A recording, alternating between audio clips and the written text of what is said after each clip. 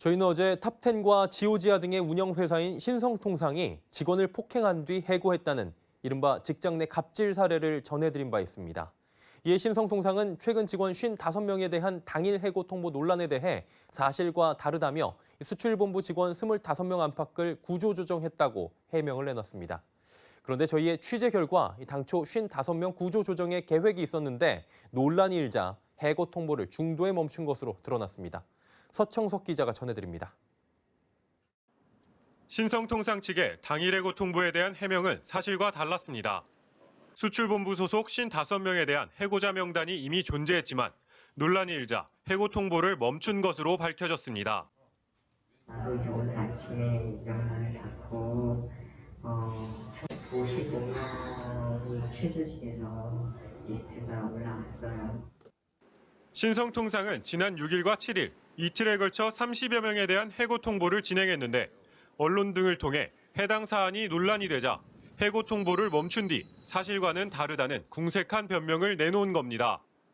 실제 인도네시아, 베트남, 니카라가 지사에 파견된 직원들은 각 지사장들을 통해 해고 통보와 함께 곧 본사 인사팀에서 연락이 올 것이라는 말을 들었습니다.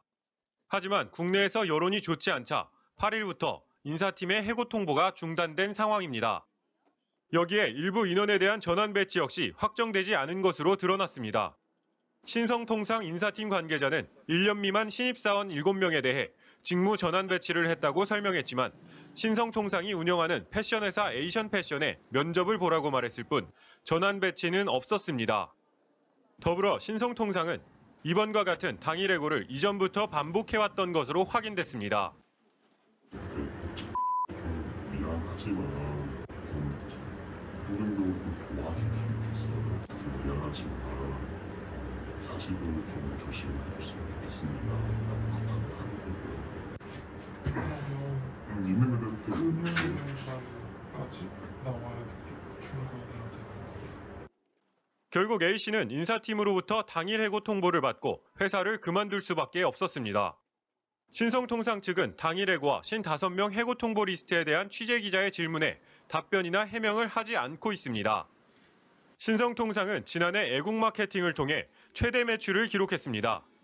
하지만 직원들에게 돌아온 건 보상이 아닌 당일 해고 통보였습니다. 서울경제TV 서청석입니다.